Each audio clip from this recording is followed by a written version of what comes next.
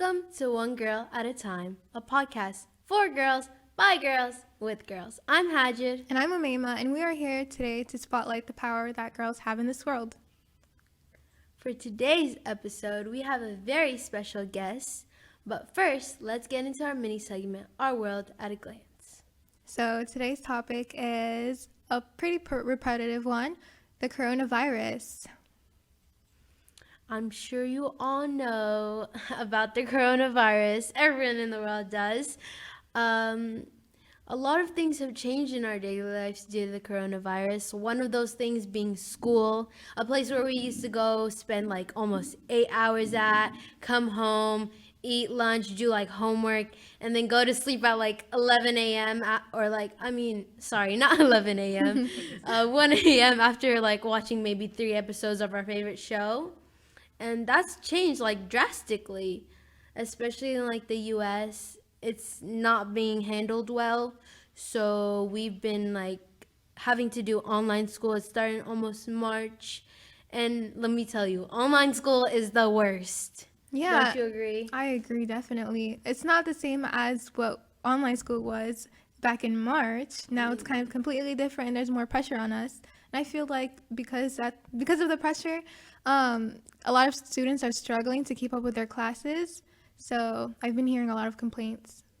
Yep, for me especially. I do not like online school. And a lot of my friends know that. They're always like, you always complain about online school. Like, stop it already. But, like, it's just really stressful. Like, it's like you had to switch environments. Like, a school environment is definitely different from a home environment. Being on a screen, you're not around, like, people anymore. And you're also, like, a lot of like our work has turned to become digital, which is like really stressful. Like when you have it on paper, I feel like it's like there's a different, since it's in a different form, it's easier to do it on paper than it is like digitally. Just like something about it, like it's easier to focus on it than it is digitally, for me personally. I agree. Every time I'm on my computer, I feel like all the other tabs that I have open from my other classes, they distract me because I'm worried about this assignment and that assignment. And I learn the same way as you. I like to write my things down, my things on paper physically. That way I learn the material that I'm given better. But because it's online, I've been struggling to kind of write notes, and I've been doing extra notes. So now I've been doing Google Docs, and I have a notebook for every class. So yep. And another thing is, I feel like teachers think we have more time. Yes. But I feel like my time has like gotten like so much smaller. I feel like I have no time in a day. And before we'd like wake up at like 6 a.m. or 7 a.m., go to school, come home, go to sleep at 1 a.m., do it again the whole next day. Like now I can't even I cannot wake up early anymore. I'll do 3 assignments maybe. Like it's so hard to be motivated, constantly being stuck at home. Like I'll do 3 assignments and I'm tired. I'm done for the day. And if I go to sleep at 1 a.m. now, I cannot wake up before 1 p.m. the next day. Like it's same here. It's so hard to sleep late and wake up early. It's such a bad combination. And another thing about online school, it really put us in a box. Like we're literally in our rooms and we're sitting down for 8+ hours. It's not just 8 hours anymore. And that's going to take a toll on our bodies as we grow older because no sunlight and no proper exercise and sitting for long periods of time is not good at all. Yeah, it's like such a sedentary lifestyle, and I really do hate it. Like I feel like I have time for nothing else. I wake up, schoolwork. Like it never ends. It feels like it's never ending now. It's a whole cycle that we cannot get out of. Yeah. And like because of how badly students are doing, the state of Texas actually did like issue, I believe, like an order or a rule, was it, where districts can ask students to come back to school if they're doing really badly academically. And it's like kind of really bad because Texas has a high number of COVID cases. And yeah, and that's not a good combination, at all. Asking students to come back to school with a high number. No. It's terrible. And the cases in the United States have gotten so high. And like, I feel like everyone now, there's someone that they know that had COVID or even like recovered. And it's so scary. So it's really bad. And another thing is like, a lot of other countries in the world, like Australia, they literally got rid of COVID in 28 days. They don't have to wear masks. I saw a video on TikTok. They were in a stadium, 53,000 people, no masks, and not a single COVID case because they handled it properly in the beginning. So I'm super jealous of them, definitely. Freedom, right? Yeah, like I just, it's like they're trying to like normalize us having to constantly wear masks. Like they're trying to make this normal for us having such high COVID cases. It's not normal. Like compared to the America, how they handled it, and how like other countries, also like Korea, they'll have a lockdown and they'll give the citizens like quarantine packages, like relief packages. Yeah. It's been like maybe like 4 months since they've tried to pass a second stimulus package, and it won't go through. They were able to pass a judge in the Senate like within 30 days, but a second stimulus package, God forbid.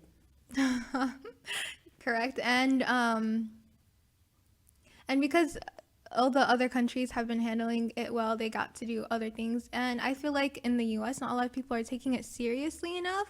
So it doesn't seem like we're going to go anywhere soon. So Another funny thing is, in the beginning, pre-pandemic, like maybe March, people were going crazy stocking up their toilet paper. They were out of toilet Right. paper. They were like stocking up on food. Like they would like not leave their houses. They were taking it seriously when we did not have that many cases. And now we've passed like 1 million, and everyone's like they're totally ignoring all the COVID guidelines now. Like, I feel like they were only taking it seriously in a physical and materialistic way, not really like.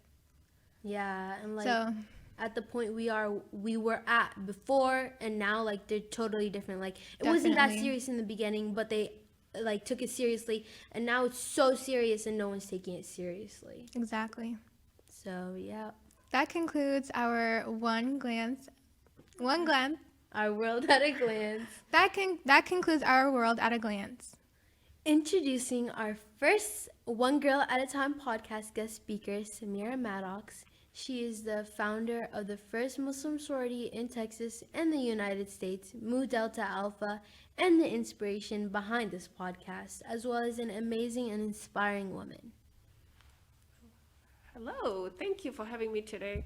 I'm so excited to see the podcast coming to life and to see you amazing young women behind that microphone and all the work that we've put together, and today it's finally here. So thank you for being the first guest. What an honor for me. I'm really appreciative. Thank you so much for both of you having me today on the show. We're so glad. We're so happy to have you on. We're so happy to have you on here with us. We'd like to start off by asking you our first question. Mu Delta Alpha, the first Muslim sorority in Texas and almost the United States. That's a pretty big deal. We'd like to ask you to tell us a little bit about that and how you came, for the inspiration behind it. All right. Well, as everybody else, I went to University of Dallas in Texas, that's UTD. And it's one of the most amazing schools, actually, and not seeing any representation for me as I wanted to have the full college experience like everybody else. And I'm hoping that when you guys go to colleges and universities, you will want to have this amazing American college experience, to be a part of a club, to be a part of a student, organization. And I wanted to be a part of a sorority, which means that it's something that could, I wanted to be a part of a sisterhood. I wanted to be a part of a professional network, and I wanted to be a part of something which is long lasting after college. And this is when I went to UTD, there was no Muslim sorority. There was no women who looked like me or there was no representation for me. And this is the inspiration behind Mu Delta Alpha. And I started it in 2016 when I was in college. And now Mu Delta Alpha has grown so much. We have chapters across the United States, and we're still growing. And it's inspired us to do so much work. And I'm very excited 7 years later what Mu Delta Alpha has accomplished. 7 years. That's amazing. How about you tell us a little bit about Junior Mu Delta Alpha, the Leadership Academy? Well, so Junior Mu Delta Alpha came out of, Mu Delta Alpha after organizing Mu Delta Alpha and getting the college chapters organized. I was thinking, how can we engage young girls from the ages 14 to 16 and prepare them for this journey of college? And then when they graduate college, how they can join Mu Delta Alpha and continue with the legacy. So when I was growing up as a 15, 14-year-old, I didn't have all these resources. I didn't have access to people who believed in me, who inspired me, or who mentored me. So I was thinking of a young girl who's living in America right now, and a young Muslim girl to be specific, who do not see no representation for them, and they need mentors. I feel like as a young girl when I was growing up, one of the things that I desperately needed was mentorship. Somebody or someone or a group who will show me and who will teach me how to navigate this journey of life. And that's how Junior Mu Delta Alpha came about. And I think the most essential thing for young girls to learn is leadership, finding your voice, representation. And if you give all those ingredients to young girls, guess what they're going to do? They're going to reach their full potential. And this is what I really, really, really wanted to do.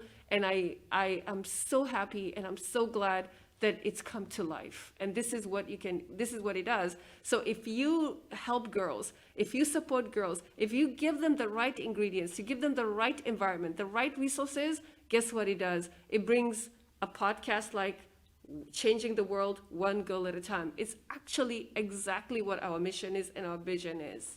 So that's how Junior Mu Delta Alpha Leadership Academy came together. Thank you for that. That's really inspiring to have that platform, that environment for girls. I've been meaning to ask you, how do you run the academy now despite COVID? And what are some of the things you teach in the curriculum?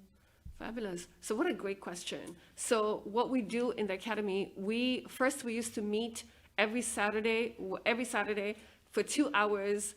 And what now we have done, like everybody else, we're doing everything virtually, like virtual classes. Now we do everything via Zoom, and our curriculum is made it's an awesome thing that every month we have a different theme. We start from leadership. We've gone through mentorship month. We teach everything about leadership, what kind of leadership styles, how you can be a leader and inspired to be a leader. And, mentorship month, professional month, we have, civic engagement month. So this is our leadership is themed. Every month we do that. And we are hoping for 1 year, we have 15 girls. For that year, they go through all this curriculum. And this is how we only have 15 girls in our program. And this is what we do. And I'm very excited for the girls who are in our program. We're building leaders in the making. That's absolutely lovely. Can you tell us about some of the projects that you have? So apart from having, Junior Mu Delta Alpha, starting this podcast One Girl at a Time, and having started the sorority chapters that we have in Wichita State, in Ohio, in UT, in Texas, and going to other states very soon. We wanted to have something. I come from Africa. It's one of the most amazing, the most beautiful places I've ever been. And one of the things that when I visited Africa, I really wanted to do something for young girls, because I saw a lot of young girls who are living on the streets, who've been sexually abused, who don't have no parents. And I wanted to have something to give back to them. So we are building our orphanage, Sakina Home for Girls, which is our philanthropy a project for Mu Delta Alpha. We already bought the land. We're starting the building right now. Actually, right now we have a campaign to fundraise to complete the Sakina Home for Girls home, which will be a home for 100. We'll house 100 girls. We'll give them education. We'll give them leadership, training. We will take care of them. So this is something that, and then we hope that we will be with them for the whole journey until they go to college. So we're not only empowering girls in the United States, we're empowering girls in the world. So this is one of the work that we do. We have another thing that Mu Delta Alpha does, and for young girls, I don't know if you guys, touched up on that, is we have a leadership summit every year for girls. This is going to be our 7th year. It's going to come up in February. And this is where we bring 200 to 300 girls. Then we inspire them. Then we show them, and we bring people who look like them, who talk to them, who give them advice, who they see themselves in them in the future. So this is what we do, and a whole bunch of things we do. Summer camps for girls. So we are all about girls, as the girls said before. This Mu Delta Alpha is actually, we want to change the world one girl at a time, and it's for girls, by girls, with girls. So this is what we do. I'm hoping I've answered all your questions. We've gone so far, so we're so happy that you stood out. You saw something that was missing, and you put it out there. We love to see it. It's really an inspiration in the world, and you really are truly a change maker in the world. Yes, you are. Thank you so much for coming today as our guest speaker. We loved having you. Well, thank you so much for having me. I am so honored. I'm so excited to see this platform and what the future holds for One Girl at a Time podcast. And I'm so excited to see what you guys are going to do. And I'm so happy that you're a product of our Junior Mu Delta Alpha Leadership Academy. So if you invest in girls, girls do amazing things and they reach their full potential. Thank you so much for having me today. Thank you also. Once again, it's Umaima And Haja reminding you that you can change the world. Contact us on our platforms. Send us an email at ogat@mudeltaalpha.org or send us a DM on Instagram at ogatpodcast. We'd love to hear from you. Remember, you're amazing, and see you in our next episode. Bye.